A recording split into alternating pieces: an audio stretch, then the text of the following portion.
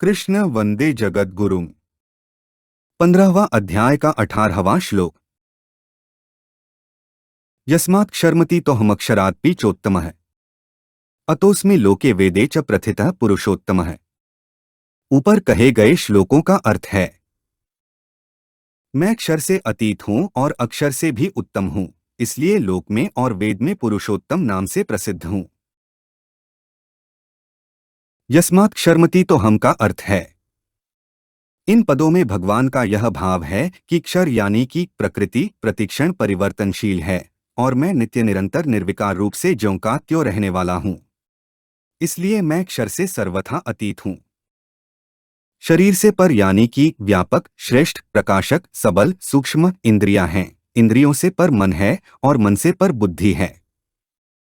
इस प्रकार एक दूसरे से पर होते हुए भी शरीर इंद्रियां मन और बुद्धि एक ही जाति के जड़ हैं, परंतु परमात्म तत्व इनसे भी अत्यंत पर है क्योंकि वह जड़ नहीं है, प्रत्युत चेतन है। अक्षरात् चोत्तमः का अर्थ है, यद्यपि परमात्मा का अंश होने के कारण जीवात्मा यानी कि अक्षर की परमात्मा से तात्विक एकता है, तथापि यहाँ भगवान अपने को जीवात्मा से भी उत्तम बताते हैं।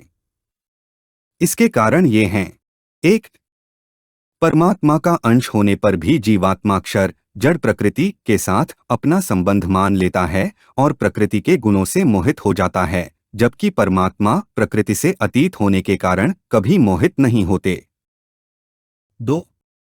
परमात्मा प्रकृति को अपने अधीन करके लोक में आते अवतार लेते हैं, जबकि जीवात्मा प्रकृति के वश में होकर लोक में आता है।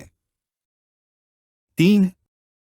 परमात्मा सदैव निर्लिप्त रहते हैं, जबकि जीवात्मा को निर्लिप्त होने के लिए साधन करना पड़ता है। भगवान द्वारा अपने को क्षर से अतीत और अक्षर से उत्तम बताने से यह भाव भी प्रकट होता है कि क्षर और अक्षर दोनों में भिन्नता है।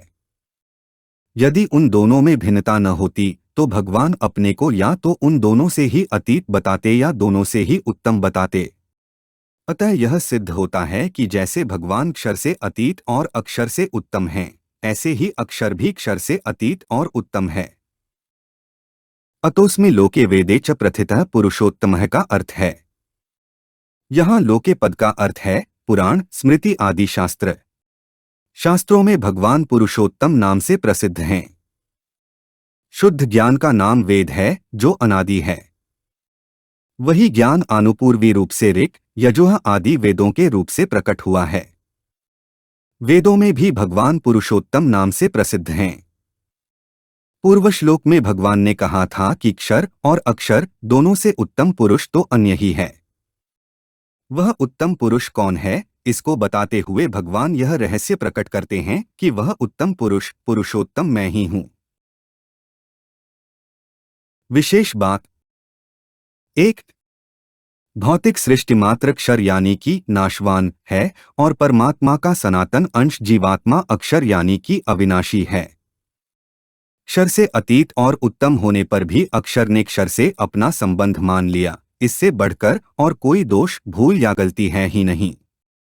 क्षर के साथ यह संबंध केवल माना हुआ है, वास्तव में एक क्षण भी रहने वाला नहीं है।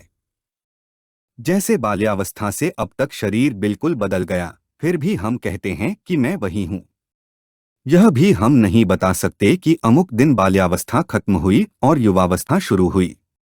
कारण कि नदी के प्रवाह की तरह शरीर निरंतर ही बहता रहता है, जबकि अक्षर यानी कि जीवात्मा नदी में स्थित शिला यानी कि चट्टान की तरह सदा अचल और असंग रहता है।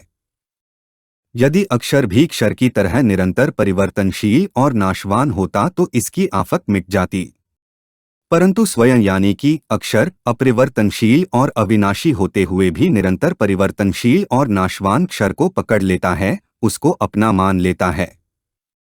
होता यह है कि अक्षर क्षर को छोड़ता नहीं और क्षर एक क्षण भी ठहरता नहीं। इस आफत को मिटाने का सुगम उपाय है क्षर यानी कि शरीरादि को क्षर यानी कि संसार की ही सेवा में लगा दिया जाए, उसको संसार रूपी वाटिका की खाद बना दी जाए। मनुष्य को शरीरादि नाशवान पदार्थ अधिकार करने अथवा अपना मानने के लिए नहीं मिले हैं, प्रत्युत सेवा करने के लिए ही मिले हैं। इन पदार्थों के द्वारा दूसरों की सेवा करने की ही मनुष्य पर जिम्मेवारी है, अपना मानने की बिल्कुल जिम्मेवारी नहीं। 2. 15वें अध्याय में भगवान ने पहले क्षर यानी कि संसार वृक्ष का वर्णन किया, फिर उसका छेदन करके परम पुरुष परमात्मा के शरण होने अर्थात संसार से अपनापन हटाकर एकमात्र परमात्मा को अपना मानने की प्रेरणा की। फिर अक्षर यानी कि जीवात्मा को अपना सनातन अंश बताते हुए उसके स्वरूप का वर्णन किया। उसके बाद भगवान ने 12वें से 15वें श्लोक तक अपने प्रभाव का वर्णन करते हुए बताया कि सूर्य, चंद्र और अग्नि में मेरा ही तेज है, मैं ही पृथ्वी में प्रविष्ट होकर अपनी शक्ति से चराचर सब प्राणियों को धारण करता हूँ, मैं ही अमृतमय चंद्र के रूप से संपूर्ण वनस्पतियों को पुष्ट करता हूँ, वैश्वानर अग्नि के रूप में मैं ही प्राणियों के शरीर में स्थित होकर उनके द्वारा खाए हुए अन्न को पचाता हूँ, मैं ही सब प्राणियों के हृदय में अंतर्यामी रूप से विद्यमान हूँ, मेरे से ही स्मृति, ज्ञान और अपोहन यानी कि भ्रम, संशय आदि दोषों का नाश होता है। वेदादि सब शास्त्रों के द्वारा मैं ही जानने योग्य हूँ और वेदों के अंतिम सिद्धांत का निर्णय करने वाला तथा वेदों को जानने वाला भी मैं ही हूँ। इस प्रकार अपना प्रभाव प्रकट करने के बाद इस श्लोक में भगवान यह गुह्यतम रहस्य प्रकट करते हैं कि जिसका यह सब प्रभाव है वह यानी कि क्षर से अतीत और अक्षर से उत्तम पुरुषोत्तम में यानी कि साक्षात साकार रूप से प्रकट श्री कृष्ण ही हूँ।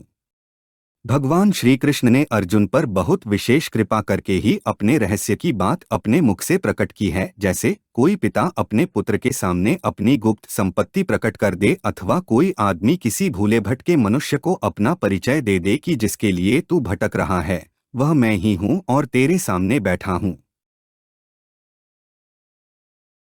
हमारे चैनल को सब्सक्राइब करें। अगर यह वीडियो आपको अच्छी लगी तो वीडियो को लाइक करें, वीडियो को अपने दोस्तों के साथ शेयर करें, अपने सुझाव हमें कमेंट करके बताएं। जय श्री कृष्णा।